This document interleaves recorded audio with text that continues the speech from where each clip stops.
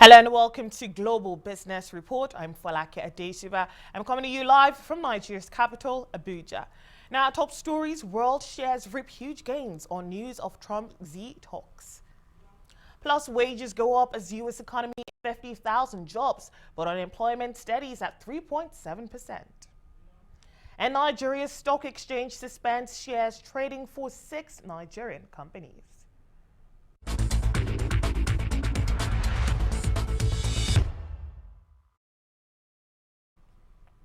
The Trump administration is to reinstate all U.S. sanctions on Iran that were removed as part of the 2015 nuclear deal. However, 8 unnamed countries will not be penalized by the U.S. for continuing to import Iranian oil. President Donald Trump withdrew from the deal in May, describing it as defective at its core. The agreement saw Iran limit its controversial nuclear activities in exchange for sanctions relief. The UK, France, Germany, Russia, and China were also parties to the 2015 accord and have stuck to it, saying they will set up a new payment system to maintain business with Iran and bypass US sanctions. And Beijing has said Presidents Xi Jinping of China and Donald Trump of the U.S. have discussed trade and other issues in what the Ministry of Foreign Affairs is describing as positive. The two leaders have been under pressure to settle an escalating tariff war over Beijing's technology policy. And earlier, Mr. Trump had said on Twitter that he and Xi had a very good conversation. In the recent past, Washington imposed penalty tariffs of up to 25% on $250 billion of Chinese goods in a dispute over Beijing's plans for state-led development of technology industries. The two leaders are planning to meet during a gathering of the group of 20 major economies this month in Argentina. I agree with U.S. President Trump that the talk was very positive. The two leaders had an in-depth exchange of views on major issues in bilateral ties and other issues of joint concern. As for the specifics you just asked about, the two leaders did have discussions about trade and economic ties between the two countries, in which there is a consensus, I believe. Firstly, both leaders attach great importance to China-US ties and economic ties. President Trump said at the beginning the U.S. gives importance to the economic ties with China.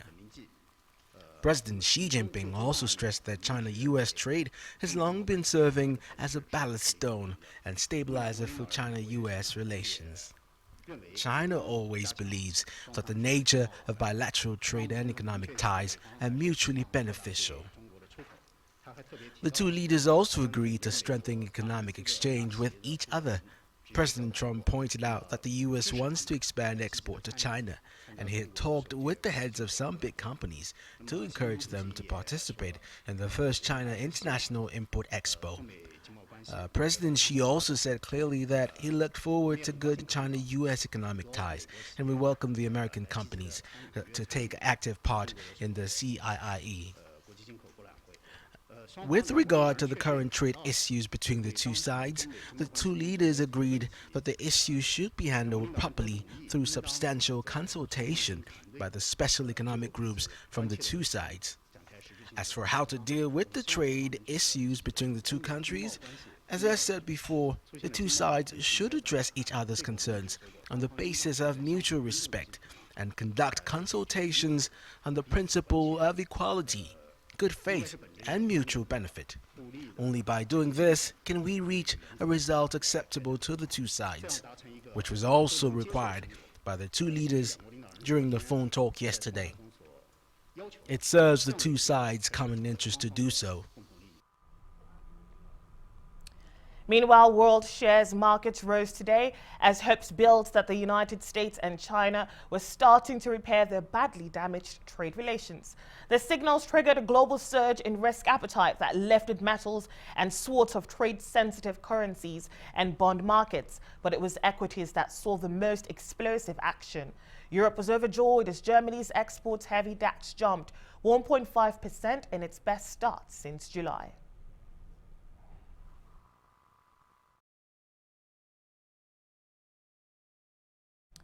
We're headed for a short break now, but there's plenty more on the business report, so please do stay with us.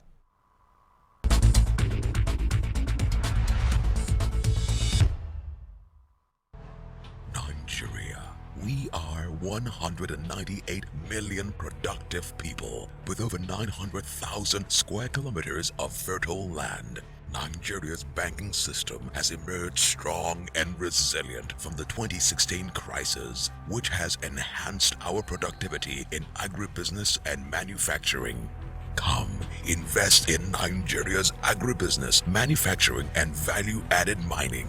Enjoy the Central Bank of Nigeria-led initiatives in funding interventions, stabilized exchange rate, friendly capital repatriation regime, and many more. The Central Bank of Nigeria's robust monetary policy and interventions under President Buhari's administration and positioned the economy to target and attain a GDP growth of 6% with a strong and growing external reserves. Come, invest in Nigeria. Nigeria, ready for business. There is a reason Africa is called the new frontier. What was once potential is now an opportunity ready to be seized. Once revered for our resources, today's wealth lies in our people. People who build the cities that shape the future. People who know an idea in one place means business in another. A generation for whom technology means there are no borders, no boundaries. We are the new lions in a brave new world, kings of the urban jungle. And there's a bank that puts the world in our pocket and the future in our hands. UBA, Africa's global bank.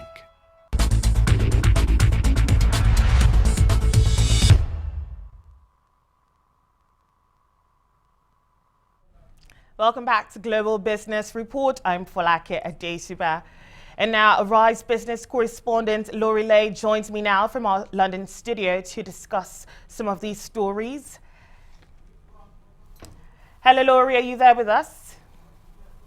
All right, now, markets rallied in Asia, Europe, and some emerging economies after a dreadful end in October. Is the trade war panic over?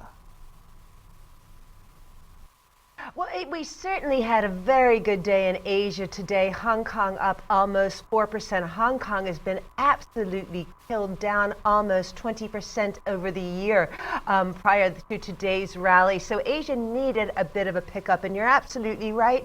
A nice performance from European shares today. However, it looks like the U.S. is getting killed, and your U.S. correspondent will be Leah Duncan will tell us more about that later in the program. So I think that we can say that things are still a little bit unsettled in the markets, even early on in November, so that October volatility may still be with us. But let's go back to Asia and to Europe. Part of the relief is, as you quite rightly mentioned, is the possibility of a nearer-term end to this trade war between the U.S. and China. Donald Trump has instructed his cabinet to come up with some sort of solution to this trade skirmish. Donald Trump will meet his Chinese counterpart Xi Jinping on the fringes of the G20 meeting later in the month. So there's hope that this trade skirmish will stay just that, a skirmish. It won't erupt into a full-out war. Now that's particularly, we think of this as being favorable, a trade solution as being particularly favorable to Asian shares, and of course it is. But don't forget how affected European economies are by a trade war, even if that trade war is limited to the U.S. and China. Any kind of weakness, economic weakness that results in Asian economies will hurt Europe, because Europe is also a very heavily export-dependent economy. If you look at Europe in aggregate, almost 50% of German GDP is made up of exports, some to China and to Asian countries. Big pieces of machinery that are used to manufacture commodities that go into finished goods come from Germany, come from other European countries. So even a trade war that is limited to China and the U.S. will reverberate in Europe. So a solution to this trade war is certainly helping European shares, particularly exporting shares. All right, Laurie, and how do the Iran sanctions affect sentiment? Is this going to affect oil prices?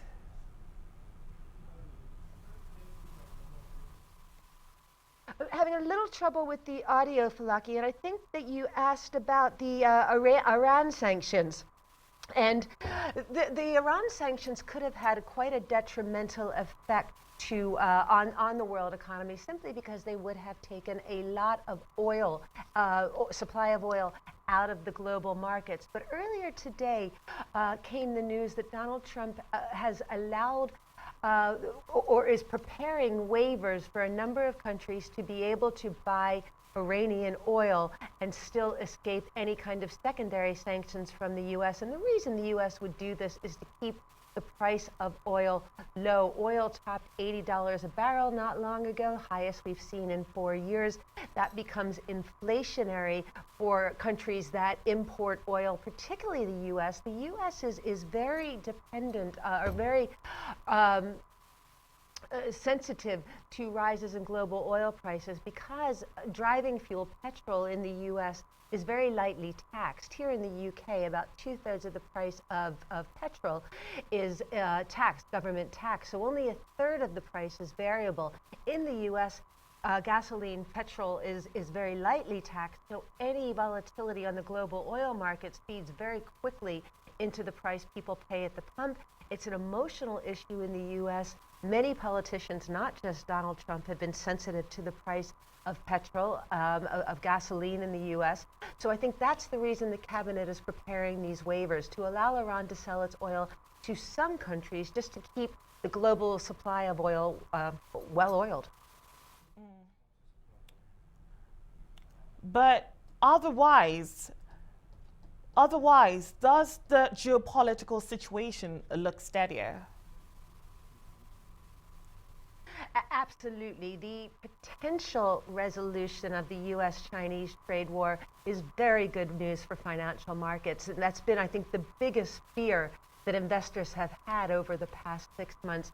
The fact that America is willing to allow these waivers to certain countries to allow Iranian oil onto the global markets is also very good news, because it does allow some funds, some foreign currency to flow into Iran.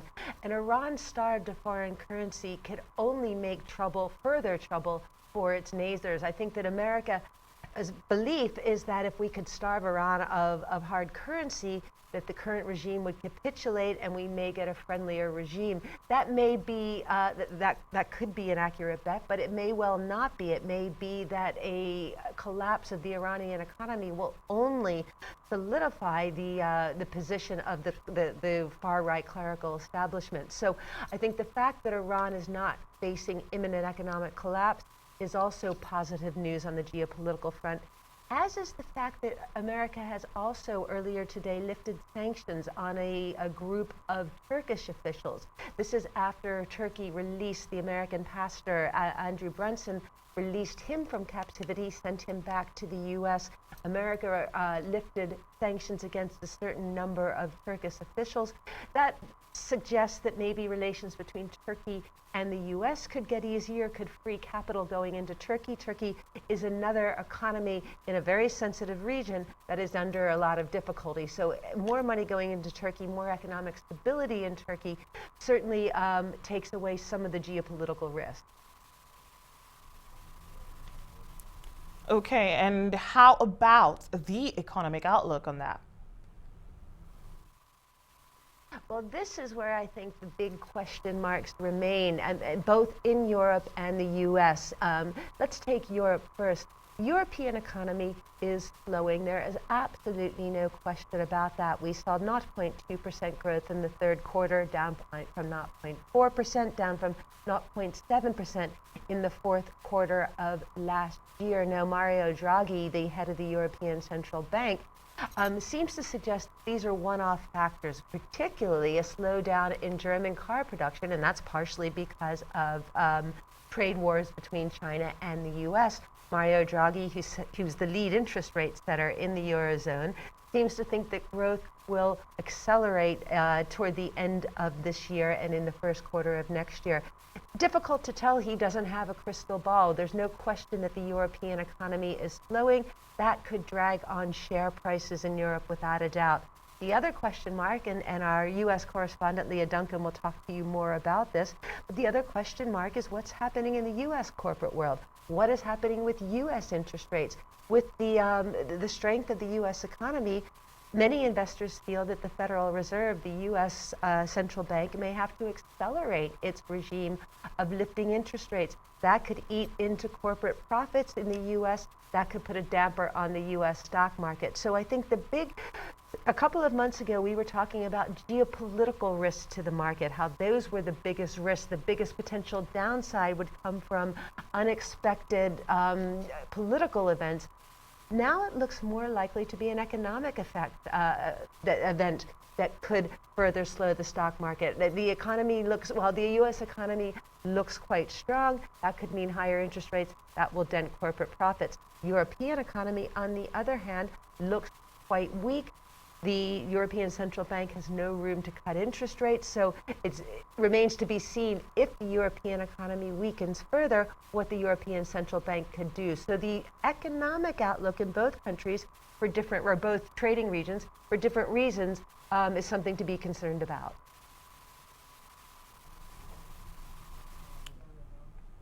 So much to mull over there. Thank you so much for all of that, Laurie Laird. All right, you're watching the Global Business Report here on Arise News. Time for a short break now, but plenty more still ahead, including stories making headlines across Asia. Stay with us, please.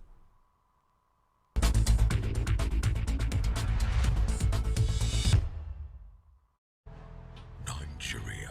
We are 198 million productive people with over 900,000 square kilometers of fertile land.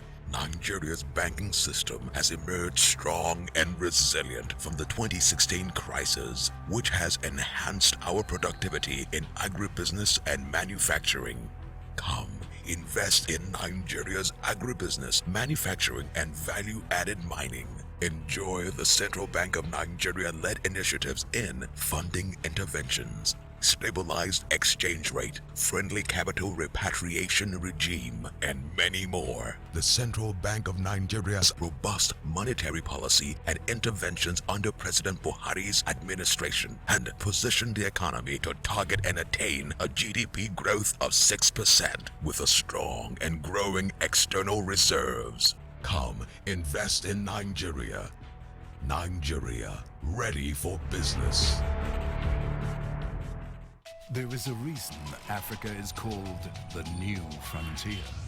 What was once potential is now an opportunity ready to be seized. Once revered for our resources, today's wealth lies in our people who build the cities that shape the future. People who know an idea in one place means business in another. A generation for whom technology means there are no borders, no boundaries. We are the new lions in a brave new world, kings of the urban jungle. And there's a bank that puts the world in our pocket and the future in our hands. UBA, Africa's global bank.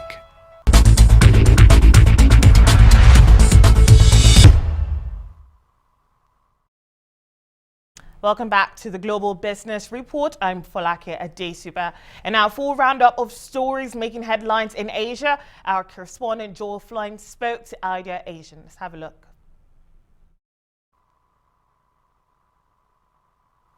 All it really took was a phone call and a tweet for Asian markets to end the week with a bang. Shares in Greater China have surged today strongly on this news that Donald Trump may be seeking a trade deal with Xi Jinping.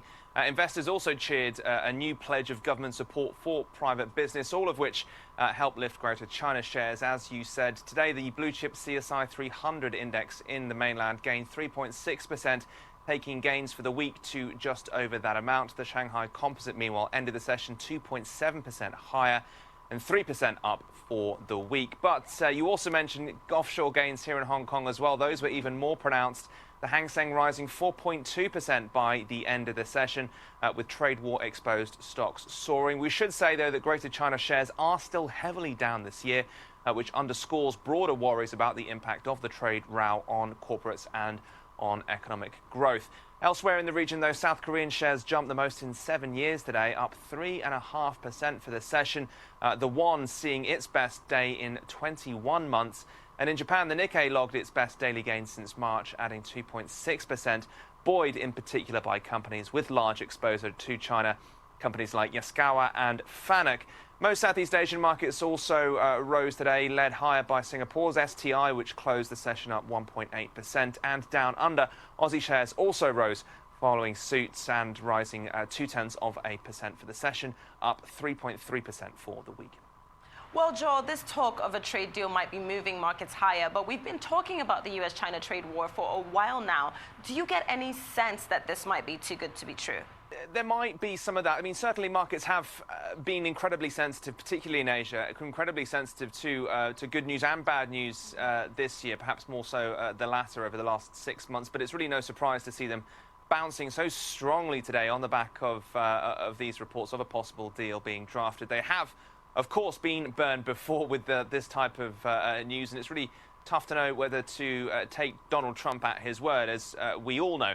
That is especially true right now. The US, of course, has just indicted Chinese and Taiwanese firms for targeting trade secrets from the chip company Micron. That is the 4th case since September and is part of a crackdown against this alleged Chinese corporate espionage in the United States. Now, more broadly, we know that one of the key reasons for this trade war, of course, in the first place was precisely to stop what the US said was Chinese intellectual property theft.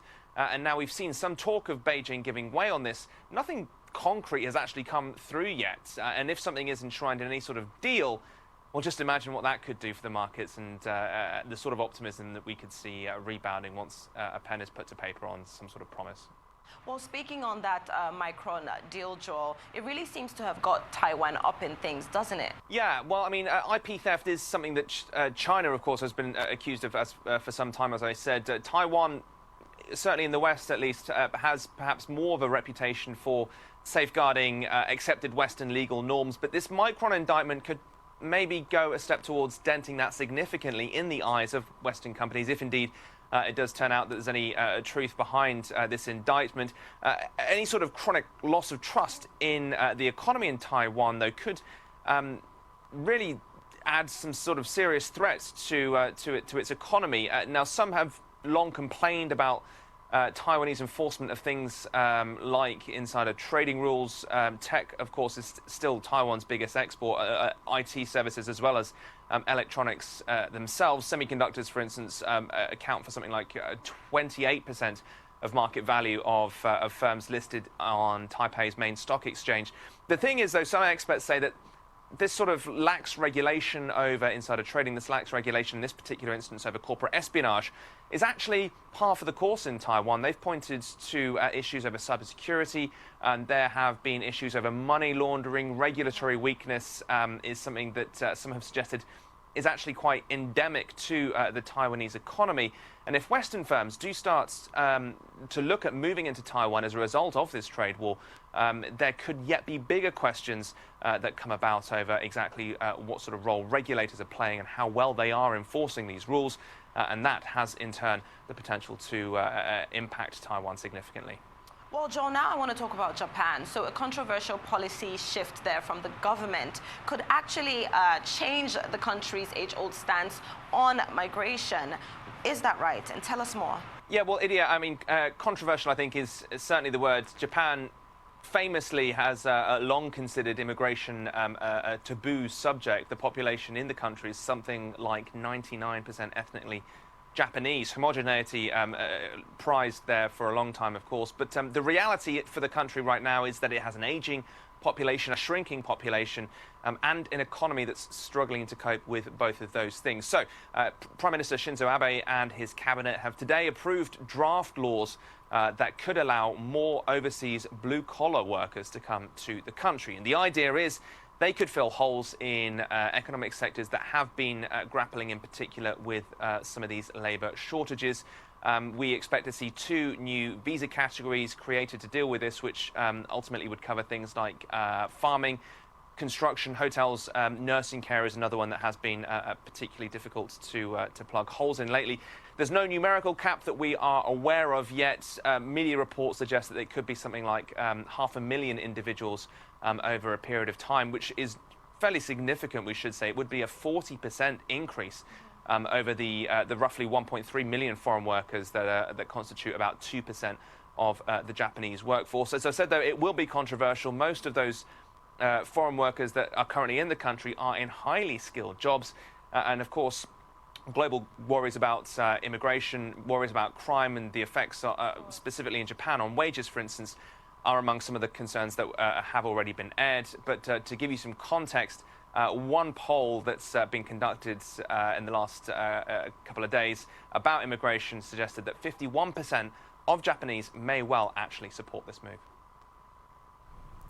And wages in the U.S. grew at their fastest pace for 9 years last month, according to the latest official figures. The U.S. Labor Department said wages grew at an annual rate of 3.1% in October, accelerating from a rate of 2.8% the month before. The economy also added 250,000 jobs last month, which is well ahead of analysts' expectations. The unemployment rate remained unchanged at 3.7%. And now we're going to cross live to New York, where Leah Duncan, our U.S. business correspondent, is waiting to discuss the latest business news making headlines in the U.S. All right, Leah, are you there with us? Now, the U.S. economy is in the spotlight today with the October jobs report. How is the labor market doing? Yes, hi, good evening. Well, growth rebounded sharply in October and wages recorded their largest annual gain in about 9.5 years. This, of course, pointing to further tightening in the labor market, and that could ultimately encourage the Federal Reserve to raise interest rates again in December. Now, non-farm payrolls increased by 250,000 jobs, well above economists' expectations of 190,000 jobs in the leisure and hospitality sector. Bounced back after being held down by Hurricane Florence, which hit North and South Carolina in mid-September. Now, there are also some big gains in manufacturing, construction, and professional and business services payrolls. The unemployment rate, as you mentioned earlier, remained steady at a 49-year low of 3.7%. Now, more than 700,000 people entered the labor force, and that shows that there's confidence in the job market. Now, average hourly earnings increased again in October after rising in September. The annual increase in wages now at that 3.1% figure, which is the biggest gain since April of 2009. It was 2.8% back in the month of September. Now, drilling down to where we are seeing these job gains, leisure and hospitality added 42,000 jobs. Manufacturing employment increased by 32,000 jobs in October after adding 18,000 positions in the month of September. Job gains in that sector accounts for about 12% of the U.S. economy. Construction companies hired 30,000 more workers in October. Jobs increasing there despite weakness in the housing market. Now, I also want to take a look at the breakdown for African American unemployment. That figure overall rose from 6% last month to 6.2% in October, significantly higher than the white unemployment rate of 3.3%. Now, for African American men, the unemployment rate rose to 6.3%. But interestingly here, for African American women, it fell to 4.9% from 5.3% in September, and that's likely a record low or pretty close to it. Now, it's important to note that the participation rate for African American women also declined, so that could be part of the reason for that drop there. People could have just gotten discouraged and stopped looking for work. Now, unemployment among African American youth continues to remain elevated. That came in at 25.7% for the month of October. And while we are on this topic, I want to shift gears and talk about the chronic underrepresentation of minorities, which has been a source of concern for years at some big technology companies. Just this week, tech company Intel said it increased the ratio of women and African Americans in its workforce after 3 years of a high-profile effort to improve diversity, and that was according to a report it released. Now, Intel still lags behind several large U.S. technology companies in terms of women, but it's ahead of many for African Americans and Hispanics. Overall, women made up almost 27% of Intel's U.S. workforce this year, and that's up from about 25% in 2015. Women in leadership positions grew about 21% from roughly 18%, and Intel's African American 2018 representation was better than at Facebook, at Google parent Alphabet, and Microsoft, according to some recent data. So we're seeing a lot more of these larger companies pushing diversity. And let's talk a key giant, Apple, a warning from them on the key holiday season when it reported results, a big concern for analysts and investors. Can you break down the numbers for us? Well, certainly Apple shares are under pressure today. The stock down about 7%. And that means Apple's market value is now below that $1 trillion level. Investors are reacting negatively today after it warned about sales for the crucial holiday quarter, which Apple says could likely come in below Wall Street's expectations. CEO Tim Cook told Reuters that the company was seeing some macroeconomic weakness in emerging markets, including Brazil, India, Russia, and Turkey. Cook also blamed foreign exchange rates, which he said would have a $2 billion negative effect. Now, as for how many iPhones were sold, Apple said that number came in at 46.9 million in the fourth quarter, missing estimates for 47.5 million iPhones. But the good news was that the average selling price of iPhones came in well above estimates for about $750. Now, another thing that is spooking investors and analysts is the fact that Apple said it would no longer give out the number of iPhones, iPads, and Mac computers. Now, withholding that figure, I would say, will make it almost virtually impossible to calculate the average selling price of phones, which is viewed as a key measure. And as for Apple's reasoning behind the move, it says unit sales are becoming less relevant as customers buy bundled products that include subscription services like Apple Music. But some analysts are a bit skeptical, I would say, about the move by Apple, and say companies usually stop reporting metrics when things are about to take a negative direction. Now, this latest report, another disappointment for tech stocks. You might recall that Google parent Alphabet and Amazon also disappointed with its results as well over the last few days. So Apple shares slumping 7% this hour. Quite the peculiar decision from Apple there. Now, away from that, earnings from oil majors ExxonMobil and Chevron among the other reports in focus. Now, what are they saying? Well, Exxon's quarterly profit topped analyst estimates, and that was thanks to higher prices for its oil and natural gas. But its production volumes fell on a year-over-year basis. And as for Chevron, looks like its quarterly profit doubled on record oil and gas production. Right now, ExxonMobil shares are just fractionally higher, just about 0.2% or so higher. For the year, though, that stock is down about 4%. As for Chevron, shares are rising a bit more. They're up about 2.5% right now. For the year, it has performed much worse. The shares there down about 11%. Now, with crude up 44% in the quarter over a year earlier, results at Exxon and other major companies are returning to levels not seen in about 4 years. Royal Dutch Shell posted income of $5.6 billion today, while this week BP reported profit of almost $4 billion. Right now, it looks like Brent crude is down about 0.1%. U.S. crude falling as well. Brent crude trading around $72 per barrel. Now, prices are heading for a weekly loss of over 6%. Investors worrying about oversupply when the U.S. said it will temporarily spare 8 jurisdictions from Iran-related sanctions. U.S. Secretary of State Mike Pompeo announced the decision in a conference call. Now, the waivers could allow top buyers to keep importing Iranian oil from economic penalties after economic penalties, that come back into effect on Monday.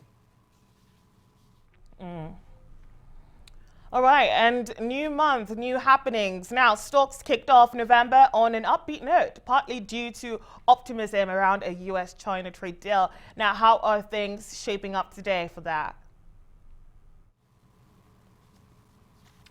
Well, U.S. stocks started off pretty good today. They gave up some early gains, and right now they're all solidly in negative territory. Apple weighing on all 3 indexes right now. The Dow, the NASDAQ, and the S&P 500 all down by about 1% or more this hour. Apple's results dragging down shares of U.S. suppliers, mostly those chip makers, and that is pulling the entire technology sector lower.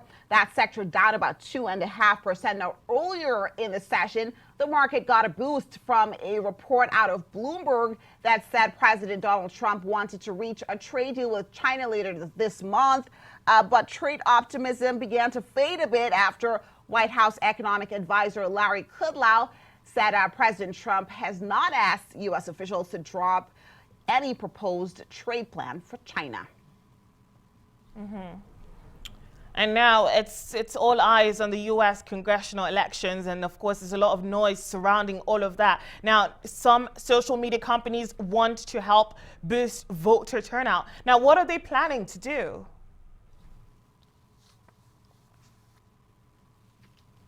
Well, so far it looks like Snap and Facebook and some other firms will be reminding users to vote and link to a nonprofit guide for identifying the correct polling location and hours. California-based Snap said it would send a real blast message to all of its users on Election Day, this coming Tuesday, November 6th.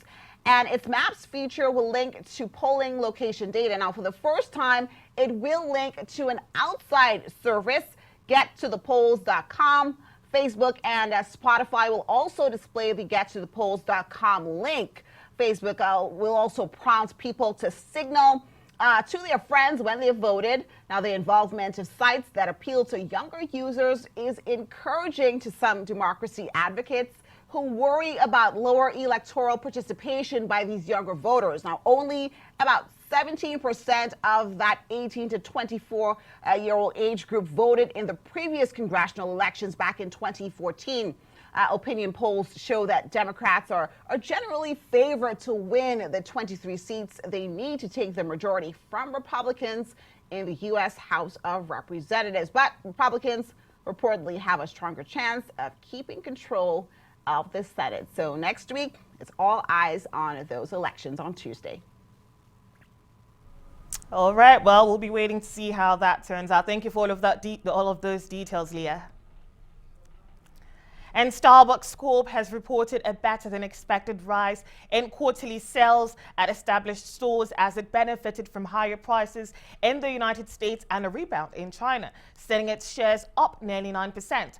The world's largest coffee chain is battling intense competition in the United States. It's the largest market from both high-end coffee shops and fast food chains. In response, the company has been closing underperforming stores while licensing its retail business to Nestle for about $7 billion as part of its plan to streamline its operations.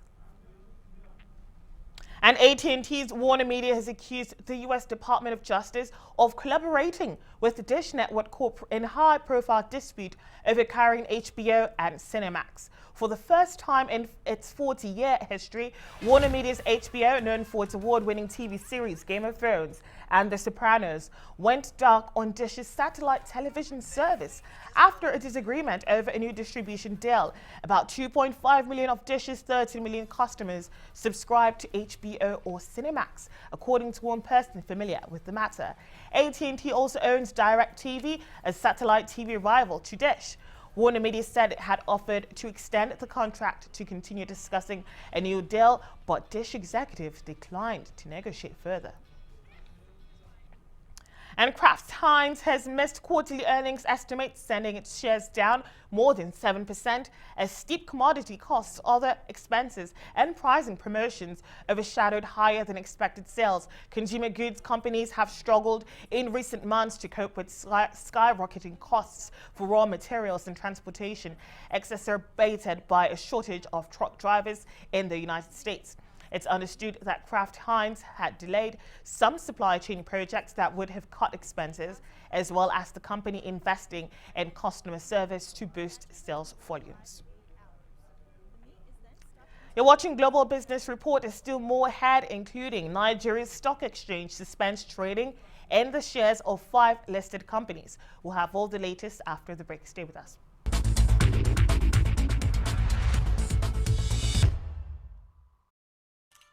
As a fashion writer, I know how quickly trends are created and changed. In business, it's no different. To stay ahead, I needed a plan flexible enough to meet my changing communication needs. More Business 2.0 didn't just give me voice and data in one package. I got a whole lot more. With More Business, setting up my website was no problem. But I'm not just a fashion writer. I also own a home decor store before I decided to open an accessory store. With my customized More Business plan, managing my staff's communication is easy, no matter how frequently they come or they go. With 9mobile's new online self-service this week, I could adapt my plans to include this. From 2,000 Naira, choose a business bundle, customize your staff's voice and data lines, and enjoy a variety of add-on business services. Dial *200*5# now to subscribe. More Business. Thinking of banking in Africa? Think Zenith. In today's fast-moving, fast-changing world, you need a financial partner that understands your unique expectations.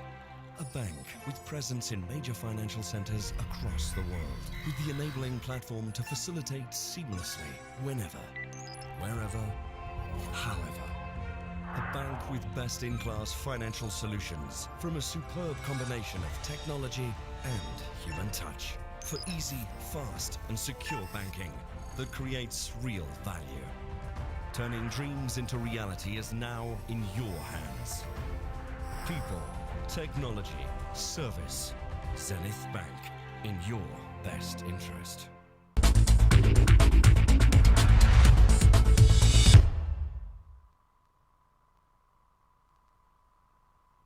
Welcome back to the Global Business Report. I'm Folake Adesugba.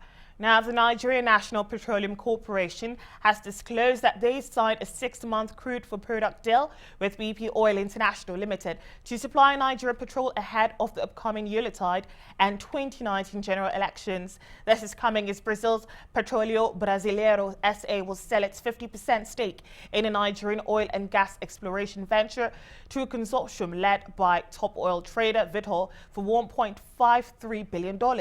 NNPC said in a statement by its Group General Manager, Public Affairs, Mr. Ndu Gamadu, that the BP deal was part of the corporation's direct purchase petrol supply from framework. According to the corporation, its deal with the BP will cover up to 20% of the total petrol supply under the DSTP arrangement. And the Nigerian Stock Exchange has suspended trading in the shares of Unity Bank PLC and 5 other listed companies. The head listings regulation NSE God's time Iwenekai in a stated that the companies were suspended for failing to file their financial statements.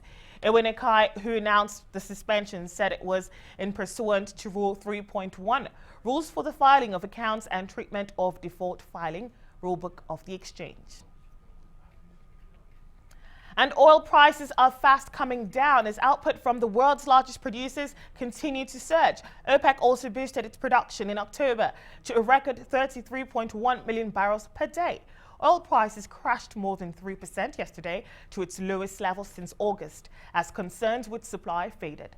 Analysts are more confident that markets will be well supplied even with U.S. sanctions on Iran's crude exports starting next week. Crude fell below $73 a barrel, extending a price slide to more than 15% since it's peaked above $86 a barrel at the start of last month. But what could this mean to emerging markets with Uganda, Kenya and Ghana trying to join the oil club? It also comes as moves are made in Brazil to get the Petrobras giants going, as well as reports that in Zimbabwe, an Australian junior investors is talking up prospects of a huge oil and gas find in the Muzabani and Cabora Bassa basin. Well, earlier on, my colleague Maka Ude and Kenneth Nwume spoke to a Rise business analyst, Bode Oshosame, in London studios. They began by asking him what is driving oil prices. The simple reason is build-up of supply. There's been a ramp-up in terms of inventory, that is oil in storage.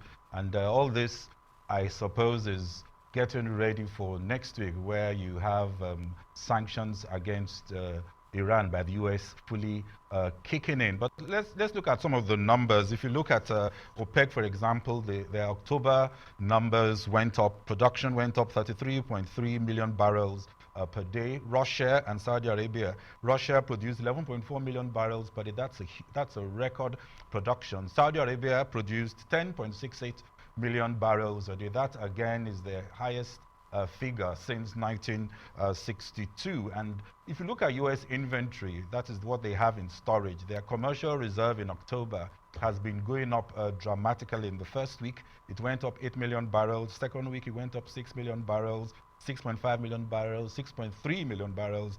And just last week went up 3.2 million barrels. That means there is a lot of oil, and they are also in the US drawing on their strategic reserve, which suggests an intent to really dramatically improve supply. So we are in a situation where, obviously, and that's what happened in October, particularly yesterday, when we saw that huge drop, and markets believe maybe there may be an over-preparation for next week in terms of making sure that we have enough supply, of course, depending on what happens when those sanctions fully kick in. Are we going to see less than 1 million barrels per day taken out of production, or are we going to see over 1.5 million barrels per day of exports going out of the market? So it all depends on that situation, but all eyes, of course, are on next week, when the US, of course, fully kicks in sanctions against Iran. Speaking of next week, buddy, the sanctions, as you have said, kicks in on Monday. How will this affect the oil market prices? Well, it depends on what kind of sanctions or sanction environment we get. Already there is speculation that 8 countries, including Japan, India, South Korea, and China, have been given some sort of conditional temporary waiver. That means, of course, that the intention is not to bring Iran's exports to zero. Now, if that is true, and we have a kind of soft type of sanctions situation, then, of course, we will see a situation where that may not have a huge impact in terms of what it draws down on what it reduces in supply and the gap that is created. In that case, of course, we may see this oversupply type situation continuing. But if we get a scenario where there are no waivers, we understand there will be some kind of announcement today or Monday on these waivers. If the scenario that we see is such that we don't have waivers, then of course it's going to be very, very tight. That means the demand, that means the supply will be much more reduced than was expected. And of course, we are likely to see increase in oil prices. So it's not exactly clear. What we have now are speculations on these waivers. The other thing, of course, that is impacting oil prices is this recent talk of a deal between the US and China. The downfall in the prices was actually arrested by the news that there is a chance that the US and China may get a deal done this month. That, of course, will change the economic outlook. That would change the outlook for demand for oil, and of course that will also impact prices. So it's difficult. I can't say this will happen, but the most likely scenario is that we're going to see waivers, particularly in that week where we're going to have elections in the US. The thinking is that Donald Trump will not want a situation where oil prices will be going very, very high during the election period. So we're likely to see a soft type of scenario for sanctions, at least for the first month, before we see anything change. Well, Buddy, I remember we had a conversation with you some time ago when the oil prices hit about $90. And of course, you did predict that it might not get up to 100 before December. And now we're seeing that downward spiral of the price of oil. But right now, can we really expect that Brent crude can go under $70 per barrel? Buddy? I think it could. It all depends on the scenario that we see. Now the oil prices, particularly Brent crude, is range bound between, say, 65 to 75. That's the kind of range we are seeing now. But that range could go up to 70 to 80 if we have a tight, no waiver type scenario. I call that the hard sanctions scenario. If we see that kind of development, then of course the supply could be hit very badly, and then you could see oil prices go up to 80 before Christmas. Of course, the more likely scenario is where we have a high waiver, softer type of sanction, at least until December. In that kind of scenario, there could be an oversupply that will continue until maybe the OPEC meeting. But that kind of scenario could see oil prices going down to that 60 to 70 range, and maybe even touch 61, 62, depending on the type of oversupply situation that we see. So again, I don't want to give you an answer. All I can tell you is that it all depends.